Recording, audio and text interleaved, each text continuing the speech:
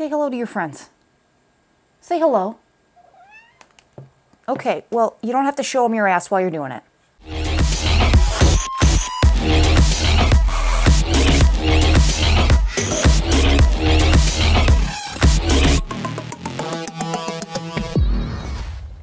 Welcome back, Endurance Nerds. It's day 2 of the Zwift Academy Road and day 2 of the Fabulous Fashion Show. I even accessorized today. Threw on a hat over this ugly rat's nest so you didn't have to stare at that for the entirety of the video. I'm really here for you guys, thinking about you. But please excuse the disheveled appearance for the series of videos here. I jumped directly off that bike and into this chair so I could do a debrief on these workouts while all of my notes and thoughts are top of mind and don't go flush down the shower drain with all my hopes and dreams. So there is a method to my madness, but feel free to make fun if you wish. Maybe it's those pink go-go boots that are making you feel like an idiot. Now, for those of you who are new to the Academy this year, new to this series of videos, what I do is for each of the workouts, I create a video where I talk about the structure of the workout, I talk about the intended benefit, both physiologically and from a fitness standpoint for these workouts. I talk about some tips and tricks to help you get through the workout strong and know what to prepare for. I give any feedback from the experiential elements on the ride, maybe any notes on the on-screen prompts or anything therein, usually not a ton. And then if there's anything relevant from my experience in the workout that I think might be helpful to share for you guys, I will share those as well. Because guess what? Here on this channel, I don't blow smoke up your ass. Everything's not always bubblegum and rainbows, and I don't just smash every single workout and nail it every time. Sometimes I just suck. Guess what? I'm going to tell you when I suck, because I'm not the greatest thing since sliced bread. But hopefully, sharing my experience and my thoughts and opinions after years of training with structure on the bike will be helpful for those of you, especially newer to training, as you are trying to navigate through the Academy and hopefully into the future with more structured training. Now, when it comes to doing workouts in Zwift Academy, there are 2 ways to approach this. The most popular way is to join one of the workout events. Every hour on the hour, you're going to see several event blocks in the companion app, or you can check it out on the event screen here. But it's just going to give you a ton of different options. You can choose the long workout, you can choose the short workout, you could do a women's only long, a women's only short. They also have multilingual events, so they're really opening it up so that people from all areas of the world can join in these workouts and have a good time. The limitation there is that those workouts are released on a schedule. I will post the link down below so you guys can check out when each workout will be released. But once one workout is dropped, you're going to see a new one come online and the old ones will no longer be available in a group workout. But a lot of people get jammed up on this. Not all hope is lost to finish the Academy. You can access the workout through your workout screen here. I'll open that up here real quick for you guys. But in your workout folder here, you're going to find a section for the workouts. Right here towards the top, it's a third from the top right now. They might move that on you. It might end up coming down here closer to the bottom. There's a whole section here with the rest of the Zwift Academy stuff in alphabetical order. But you will see all of the workouts available here at the top, both the short workouts and the long workouts. So if at any point the timing doesn't work for you or you just miss them on the schedule, you can always grab those workouts in here and they will be available in perpetuity, even if you like those workouts well after the Zwift Academy has been retired. Now let's talk specifically about workout number 1. I'm going to have it open here on the screen so I can reference it here. It's called Aerobic Conditioning. As the name implies, this workout here is intended to benefit your aerobic system. However, your aerobic system covers a huge range of power. In this particular workout, you're going to spend most of your time at what's called your sweet spot. Again, I'm going to refer you guys to the Workouts 101 video, but essentially your sweet spot zone is just sub-threshold. Depending on what school of thought you're in, it might be different percentages, but generally ranging somewhere between 85 and 95% of your FTP. Sweet spot is a very good zone to train because you're able to boost up your FTP from the bottom and continue to build your muscular endurance and ability to sustain higher levels of power for longer periods of time, but recover more readily than you can from working at your FTP. So sweet spot is often used to have people work their way into more and more sustained efforts. So this is a great foray into learning how to start sustaining your FTP for longer periods of time by working at a higher percentage of your FTP for a longer period of time. Now, as I mentioned in the Academy overview video, the long and short variants of each workouts might take on different forms. There are a couple of ways to modify a workout and make it shorter. You can shorten the interval duration, or you can reduce the number of intervals altogether, or maybe some combination of the two. Throughout these different workouts, Zwift's going to select from those different options depending on what fits best for the type of workout available. For this one in particular, these workouts are very similar. In the long workout, you have 3 working sets of 10 minutes each. In the short workout, has 2 working sets of 10 minutes each. So they are the same working sets, they've just reduced the total number of sets to take some of that timing off. So it's 55 minutes for the long workout and 40 minutes for the short workout. I'm going to talk mostly about the long workout as that's the one that I personally did. All of the same tenets applied to the short workout here as well. I'll talk through the structure of the workout real quick here from end to end so you know what to expect for this workout. I'm going to repeat myself a lot through some of these videos because Zwift tends to use a lot of the same recovery, warm-up, and cool-down blocks, but I'll buzz through them real quick. You're going to start with a warm-up. In this case, it's 8 minutes. They always start at 40% of your FTP, work you up to about 80% of your FTP.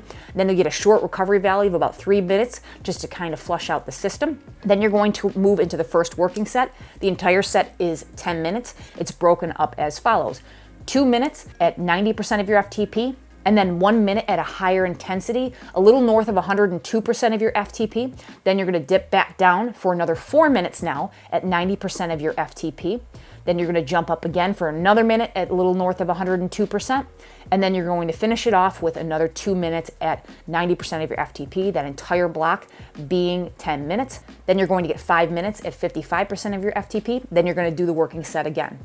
If you're on the short workout, you're going to move right into your cool down. If you're on the long workout, you'll get 1 more recovery at 5 minutes, and then you'll get 1 more working set, the identical 10 minutes. And then your cool down is going to ramp you down from about 65% of your FTP down to 40% of your FTP. So pretty standard stuff. I will caution some people on this warm up. It's a pretty good kind of meaty part of the bell curve. It can get you warmed and adequately prepared to do a lot of workouts, but some people really struggle with some of these sustained efforts at sweet spot or above, where they will get into the first working set and they'll feel like absolute dog shit. They're going to feel like they really are forcing themselves into every single pedal stroke, and they struggle and they don't know they're going to make it through the day. But if they're able to make it through that first working set, the second working set is a lot better for a lot of people. A good way to avoid being really stale on that first set is priming yourself a little bit more in your warm-up. Often maybe 2 to 3 minutes at that typical target power, so in this case at that 90% of FTP,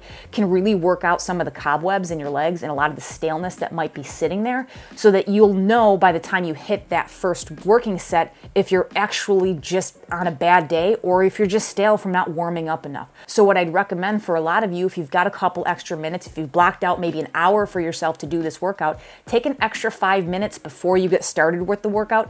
Do a little bit more of a warm-up. Give yourself a little priming set. If you can do 2, 3, even 4 minutes and just hold that 90% of FTP, just get the legs to wake up a little bit and then do the standard workout and the warm-up therein. You might feel a lot better as you do the working sets. Now, holding 90% of your FTP is challenging. It's definitely not intended to be easy, but depending on A, your recovery, B, your level of fitness, and C, your experience, it might be harder for some than of others. Earlier on in this workout, there was actually a prompt on the screen that I really disagreed with, and it said that this particular workout would be about 5 or 6 out of 10 in terms of your exertion. I didn't agree with that at all. I don't think that for 90% of your FTP done over 10 minutes 3 times really qualifies as a 5 or 6 out of 10. In truth, for most people, it's going to be somewhere between a 6 and an 8 out of 10. Again, depending on the recovery, fitness, and experience. 5 or 6 out of 10 is more like a tempo effort. Your sweet spot efforts are just sub-threshold. They're going to feel difficult. They're going to pinch for you. And I know this sounds like I'm being a little bit pedantic here and nitpicking on a workout prompt, but for people who are newer to these workouts and they're reading those prompts, they might feel bad about themselves when the workout doesn't feel like a 5 out of 10, or they're making adjustments to their workout bias because they don't think it feels easy enough. It's supposed to be hard. Now, if you're experienced with sweet spot work, this might feel a little bit easier for you. Maybe you should turn up your bias for a little bit more of a challenge, but don't be lulled into the false sense of security that this is going to be an easy ride, and don't be discouraged if it does feel hard for you. Also understand that some of you guys are going to fail. Despite the green on this workout, again, sweet spot is intended to be hard. Now, I've talked about this before, but real quick here, FTP is a proxy for something known as lactate threshold. And what your lactate threshold value is a power value that you can hold for 1 hour while clearing lactate at the same rate at which it's being produced. So you're not superseding your body's ability to clear that lactate, so that you're not building up hydrogen ions in the muscles and they're not seizing up because of acidity, what we call that lactic acid burn. However, most of you are not going to be able to hold your FTP for an hour. Some of you can't hold your FTP for 10 minutes. You might struggle to hold your sweet spot for 10 minutes. It's not because your FTP that represents your lactate threshold is necessarily wrong. There's two ways that the muscles can fail. One is because of lactate buildup, and the other is because of lack of muscular endurance, actual fatigue in the muscles themselves. Many people can't distinguish the difference. They just know both hurt. People will make broad assumptions saying, well, it must not be your FTP if you can't hold it. Granted, I guess you could argue it's not your functional threshold power if you're not functional enough to do it, but your lactate processing abilities might be much higher than what you can execute on a workout like this because you have not built up the muscular endurance to do it. So work your way into workouts like this. If you are brand new to these types of sustained efforts, use the shorter rides. There are opportunities to break things down a little further as well. You can turn down the bias. I wouldn't recommend turning it down too much because then you're shifting into a different power zone, but turning it down by somewhere between 2 and 5%, if it helps you to get through the workout, that's great. Another opportunity here is at the midpoint. You're going to do that 4-minute block right in the middle of each of those working sets. Perhaps you pause the workout or you turn off erg mode and you give yourself 15 to 30 seconds to back pedal or to spin out the legs a little bit easier and then pick things back up. Are you going to get perfect adherence to the workout? No, but if you can get 99% of the work done by backing out maybe some 15 or 30-second blocks in each of those workout sets, you're still going to get most of the intended benefit of the workout. And then understand as you come back to workouts like this again and again, you'll look for those levels of improvement. Many people will look at a workout like this and see all the green and assume it's going to be the easiest workout across the board. That's really not the case. Depending on your phenotype and experience, this might be the hardest one for you. So don't be dismayed if you struggle with this workout. It doesn't mean you're going to struggle with all of the additional workouts to come. Do the best you can, but if you're a little bit unsure if you can hold those levels of power for that period of time, I recommend starting with the shorter workout. There's no shame in doing that. You get the same credit whether you do the short or the long workout. Do the one that fits best for you. Another tip to get through this workout well is to try to manage your cadence, ideally keeping your cadence above 85 RPM. Now, cadence is very much personalized. There's not a one-size-fits-all cadence for everybody. However, that being said, riding too low a cadence can be detrimental, especially in a workout like this one. When you are working so close to your functional threshold and close to being in that range where you would be using those type 2 fast twitch or anaerobic muscle fibers, by running too low of a cadence, you're increasing the amount of torque in your legs and you're engaging those muscle fibers that fatigue a lot more quickly than those type 1 slow twitch muscle fibers. So you want to keep that cadence up high enough that you're still working aerobically. You're still using those type 1 muscle fibers the best you can. All of this assuming your FTP is set correctly in the system. However, try to keep that cadence somewhere between 85 and 95 RPM if you can. Now, towards the end of the workout, especially if you're doing the longer workout, I even noticed this for me. I said that 2 nights ago I had a rough night's sleep. Well, last night said hold my beer and it was even worse. I started to feel a little bit fatigued during that last set, and during the last interval, my cadence really started to drop off as I felt that fatigue. That's natural to see some of that fatigue set in and the cadence lower over time, but don't start yourself with nowhere to go. If you're jumping into that first working set and you're already down at 70 RPM, you're really going to struggle with this workout unless you've really been working those low cadence type of drills. That is some bread and butter for triathletes who do a lot of low cadence, extended periods of time at high tempo or low sweet spot. Some of you may really excel at that, but for the lion's share of people out there, if you're starting too low and you're jumping in and out of your threshold zone, you might struggle. Now, the purpose of these 1-minute jumps to 102% of your FTP is to bake a little bit more fatigue in the system. You're still working within your lactate threshold, but it's adding a little bit of a challenge. It's trying to get you a little bit more adept at recovering at a higher rate of power. You're going to be up in that threshold zone very briefly, and then you're going to try to recover and get your breathing under control if you've spiked up your heart rate or anything like that while you're still at 90% of your FTP. It's a challenge for a lot of people if you're not trained in those particular power zones. Expect that type of thing. Again, don't let your cadence bog down too low, especially as they add in the power. They have some good prompts on the screen to try to get you to add power, to jump up by that 12% of your FTP by adding leg speed. There's 2 ways to add more power: more force more leg speed. If you can add more leg speed, you're going to have that muscle sparing effect on those type 2 muscle fibers. This workout in particular, I would recommend using erg mode if you have it available. It just helps you to take one element out of the hyper focus that you might have to have for these extended periods of 10 minutes each. Often what happens if you start to lose focus on your cadence, it will start to bog down. If you don't have to hyper focus on holding that power at your target, you're not staring at that, you can focus a little bit more about keeping your breathing and your cadence in line. On the note of erg mode, as you come out of those 1 minute at 102% of your FTP, the brain is going to tell you to start to back off. It's just an innate thing for structured training. People see that arch or that interval change and they say, okay, I get to start to recover now. But it's not a huge drop off in power. It might be somewhere between 15 and 40 watts depending on your FTP. You're not getting a huge recovery here. So as you approach that arch, if you're already starting to back off that power, you might get some forced feedback when you're realizing that, well, I still have to settle into 90%. What I'd recommend you do, if you can, is to ride through the arch. Continue to maintain that 102.5% of your power all the way through the arch and let the trainer do the work. Let the trainer come to you, so to speak. You'll start to feel things back off and you won't be fighting the trainer as much in those transitions. Your cadence won't bog down as much. It's just a couple extra seconds of effort and work, but there's going to be a lot more return when you're not trying to micro adjust and get yourself back on top of the power for those 90% valleys. Ideally, you're going to do as much of this workout as possible seated, standing up every once in a while to get on top of the gear, to get back on top of your cadence, or just to stretch things out. That's certainly allowed. If you need to get out of the saddle for those higher efforts, absolutely do that, but try to do as much of this as possible seated. That's what the intention of a workout like this is. What you can do to add a little bit more dimensionality to a workout like this is change your position. Maybe you challenge yourself to do one of these blocks in each of your different positions. Maybe you're in the low drops, then you're on the hoods. Maybe you're in the aero position or the aero bars.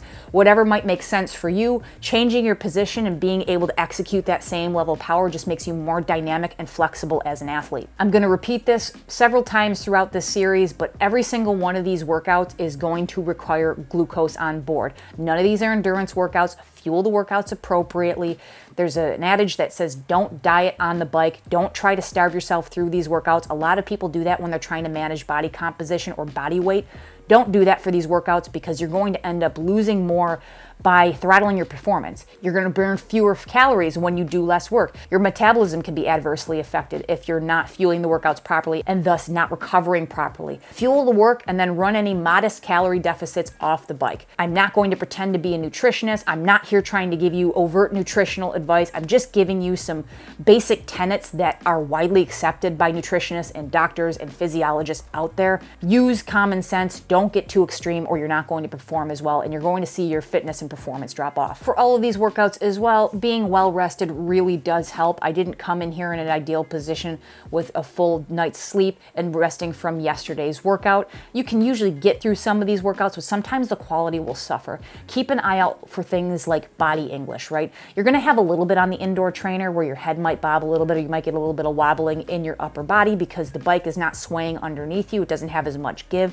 But if you're just lumbering all over the bike and you're just all over the road, your quality is going to suffer. And that might just be coming because you are riding too high of fatigue.